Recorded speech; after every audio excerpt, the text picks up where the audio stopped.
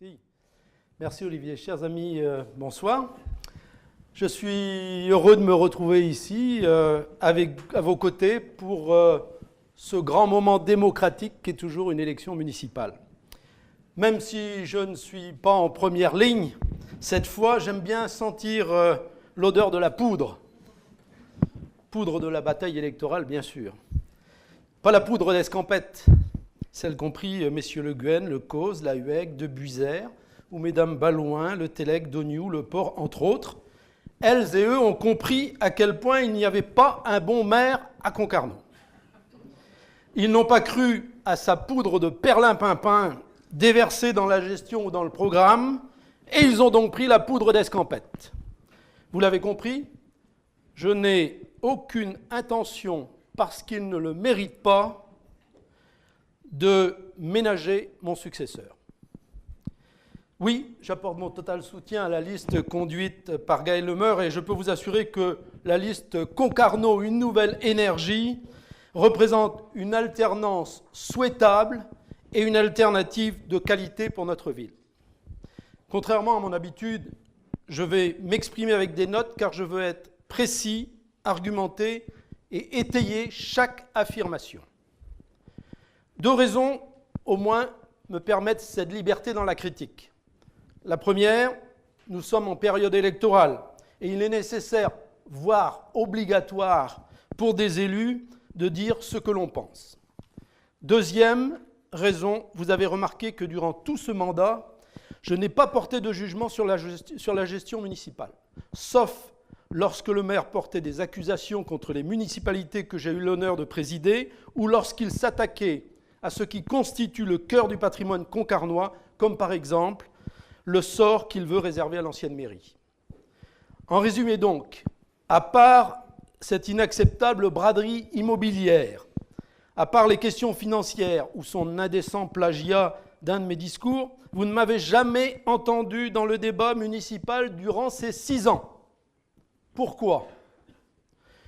Eh bien parce que le député est le député de tous les habitants de la circonscription et en aucun cas il ne joue un rôle de tutelle des élus locaux puisqu'il est au service de tous.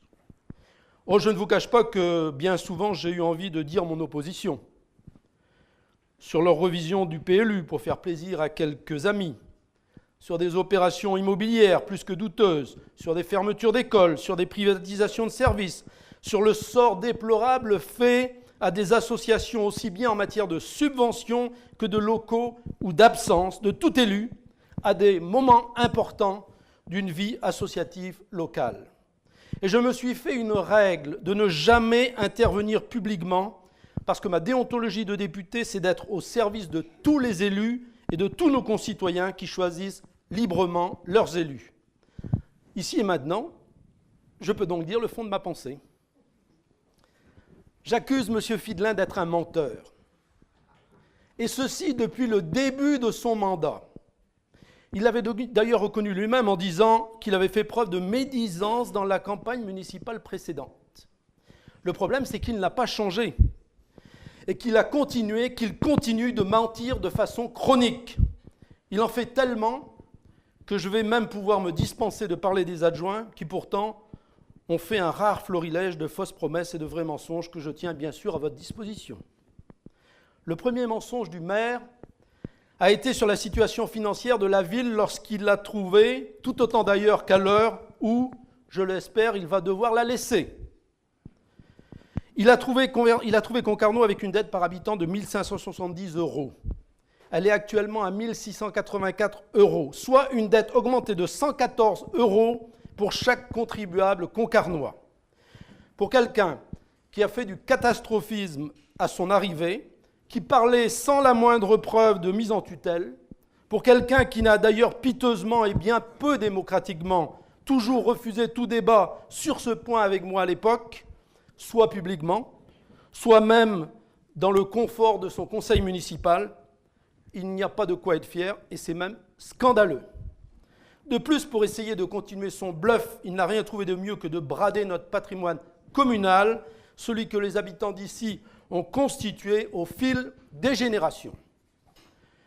Il a d'ailleurs aussi augmenté les impôts locaux de 9% hors inflation, et comme la dissimulation est sa seconde nature, il a failli être pris les doigts dans le pot de confiture du mensonge, ce qui l'a obligé à rajouter sur son programme un sticker, vous le voyez, il est là en noir, pour ne pas mentir sur l'augmentation des impôts, des taux d'imposition. Mais il continue quand même ses mensonges en attribuant le stock de toute la dette communale, donc depuis la nuit des temps, à la municipalité 2001-2008, vous le voyez ici. Mensonge aussi, on ne s'en étonne plus, sur sa capacité de désendettement et sur la réalité actuelle de la dette qu'il arrête comme par hasard en 2012, c'est-à-dire avant les lourds emprunts pour travaux de 2013-2014. Bref, il n'a rien fait de bon en matière financière et je ne m'en étonne pas, car quand on constate que les frais de mission, de voyage et déplacement des élus ont plus que doublé en 6 ans, il y a de quoi s'inquiéter. Quand on sait que sa politique, outre le catastrophisme, est de faire systématiquement le contraire de nous, il y a de quoi s'inquiéter. Tenez, un exemple. Je le prends dans le rapport de la Cour des comptes, donc un rapport incontestable. Il est là. Pour les dépenses de ramassage des algues, en 2007, nous le faisions avec une entreprise X pour 30 031 €. En 2008, il décide de changer en prenant une entreprise Y pour 83 567 €. En 2009, il revient à l'entreprise X pour un coût du même ordre d'idée qu'en 2007. Conclusion.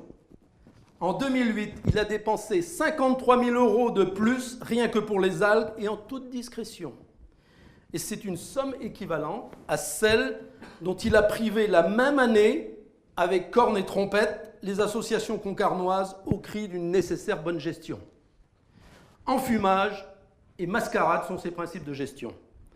Maintenant, il se revendique d'une association, contribuable associée, qui n'est qu'une officine de droite et d'extrême droite, mais qui lui donnerait, comme c'est bizarre, un satisfecit. Mais c'est cette même association qui nous dote régulièrement, nous, tous les parlementaires de gauche et du centre, de la note 0 sur 20 pour notre action. Pourquoi ? Parce que nous refusons de voter des lois qui diminueraient par 2 le nombre de fonctionnaires. Parce que nous ne donnons pas suite à celles qui veulent la privatisation complète de toute l'économie française. Parce que nous ne nous associons pas aux demandes d'alignement des salaires des patrons du public sur ceux du privé. Donc, une association de promotion du libéralisme exacerbé et outrancier. Je suis fier, comme mes collègues, d'avoir régulièrement 0 avec eux. Mais par contre, je vois que la droite concarnoise a commencé la privatisation et qu'elle va continuer si elle repasse, comme l'a d'ailleurs révélé pour le service d'eau M. Calvarin le 30 octobre 2013.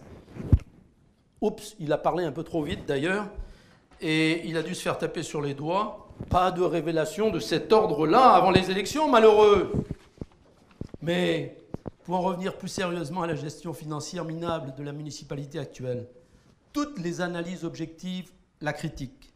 La dernière en date est celle du journal Les Échos. Vous connaissez sans doute ce quotidien financier national qui est peu suspect de connivence avec la gauche et qui attribue un désastreux 4 sur 20 à la gestion financière de M. Fidelin et compagnie.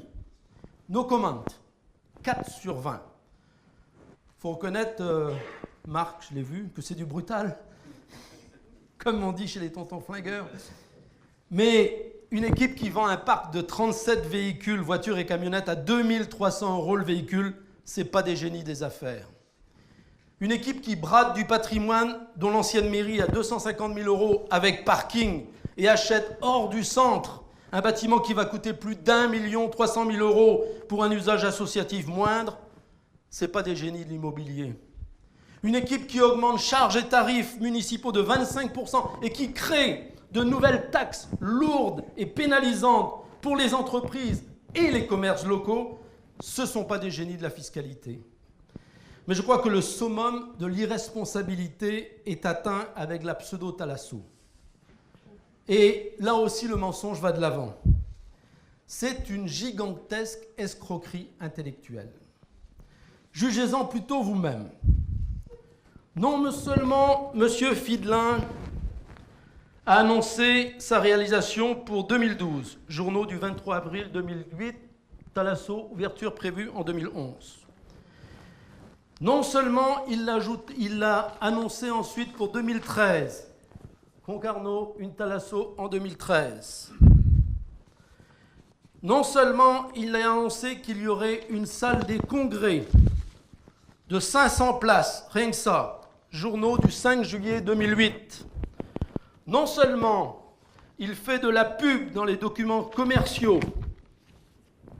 bonjour la déontologie, mais il continue dans son document électoral à mentir dans son chapitre « Pourquoi la Thalasso se fera ?» Il a 3 arguments. Le premier, c'est la volonté municipale. On sait ce que c'est et on sait ce qu'elle vaut. Le deuxième argument, c'est des discussions en cours. Ouh là là, le pipeau est sorti là. Le troisième argument, c'est l'argument du compromis de vente. Alors là, il faut laisser parler le spécialiste du dossier, l'adjoint à l'urbanisme Jean-Michel Debuisert, qui dans les journaux du 14 février 2014 dit textuellement, la condition résolutoire de la construction d'une Thalasso a été supprimée au moment de la signature par le maire de l'acte de vente du terrain. Tout est dit. Et il ajoute en plus, M. Debuisert, et ça va coûter cher aux Concarnois. Et il a raison. Et c'est vrai, car là aussi, quand le maire dit que la ville redeviendrait propriétaire du terrain à la Thalasso,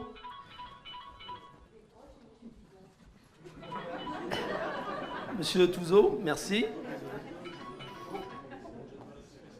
Quand le maire dit que la ville redeviendrait propriétaire du terrain si la Thalasso ne se fait pas, il ment.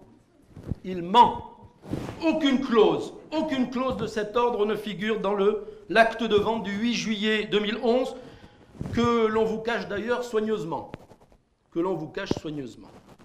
Quand on le lit, et j'ai pu le faire, c'est un chef-d'œuvre de ce que j'appellerais, en étant gentil, la naïveté du maire. Vente signée avec une société au capital de 150 000 euros. 150 000 euros, vous voyez la surface financière.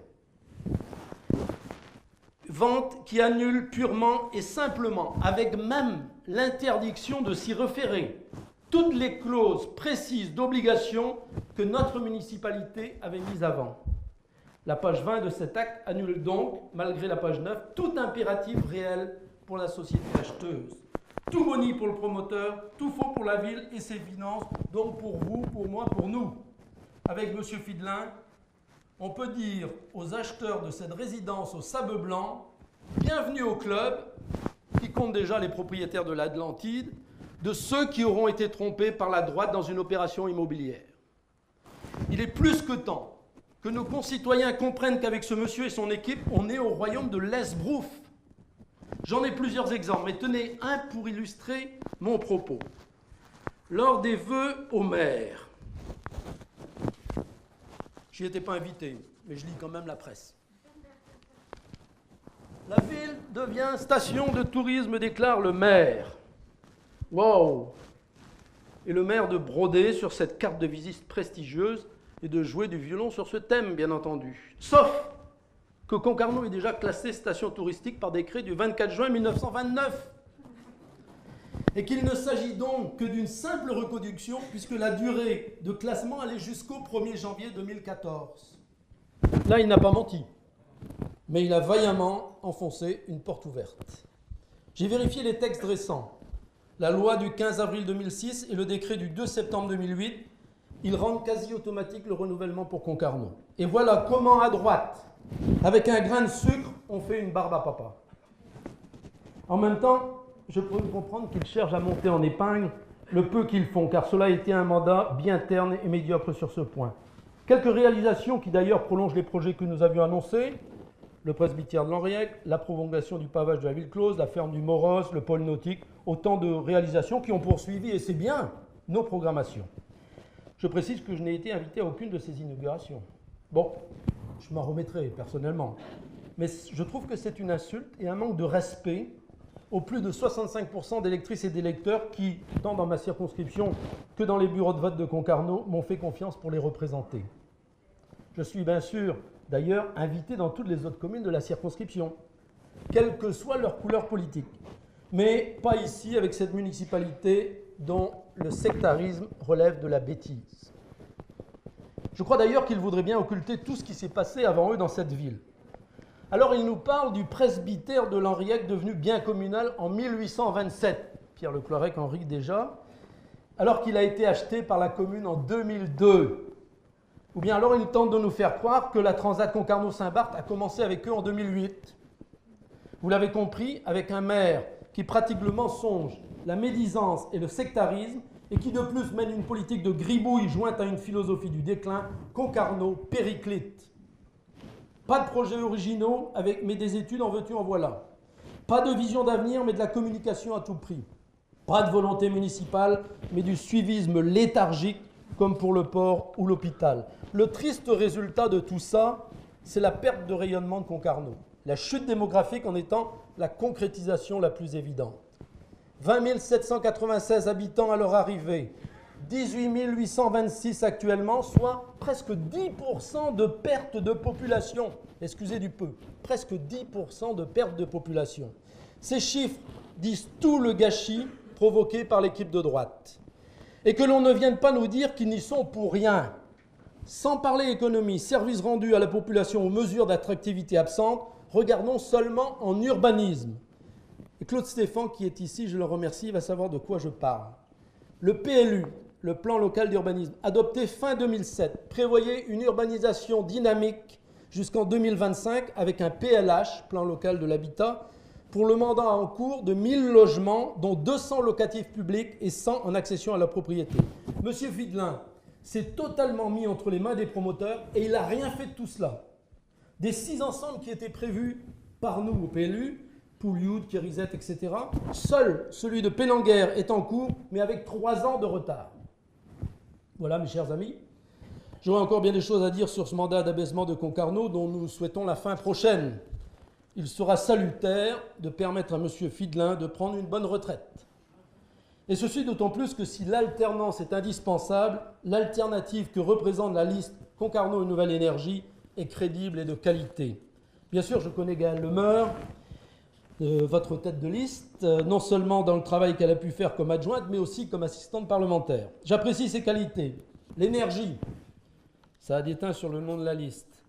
La compétence, on l'a entendu encore ce matin à la radio, plus que tenir tête et mettre dans ses cordes M. Fidelin. Le travail, qui ne lui fait jamais peur, et l'expérience acquise dans ses différentes responsabilités. Lorsqu'elle sera maire, elle apportera à Concarneau ce charisme qui est le sien et dont on ne trouve pas une once, pas un échantillon avec le maire actuel. Et Gaëlle n'est pas seule. Il y a Nicole, notre conseillère générale. Vous voyez l'atout pour Concarneau d'avoir des ouvertures vers la région et le département.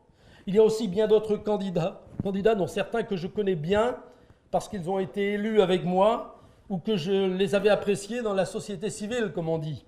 Bref, une liste bien équilibrée socio-professionnellement, générationnellement, résidentiellement et naturellement de qualité et prête à œuvrer au service de toute la population de notre commune. Mais l'alternative se trouve aussi dans le programme que propose Gaëlle et sa liste. Un programme qui porte toutes les valeurs et l'esprit concarnois. On est solidaire ici parce que les marins en mer l'ont toujours été face aux difficultés et c'est donc génétique. Le programme est solidaire tant envers notre population que pour l'intercommunalité. On est audacieux ici parce que nos marins qui ont bourlingué sur toutes les mètres du globe pour se bâtir un avenir, eh bien le programme est audacieux dans ses dimensions économiques, urbanistiques, associatives et autres. L'esprit concarnois, c'est aussi la franchise que l'on trouve dans notre façon de parler, d'être, d'agir. J'essaie de vous en donner une preuve aujourd'hui. Et la traduction politique de cela, c'est un programme qui ne promet que ce que l'on peut tenir afin de faire tout ce que l'on a promis. Mais de tout cela, elle va parler mieux que moi. Et je veux simplement vous dire à vous toutes et tous de cette liste, j'ai confiance en vous et c'est avec vous que l'avenir de Concarneau se fera au mieux. Merci.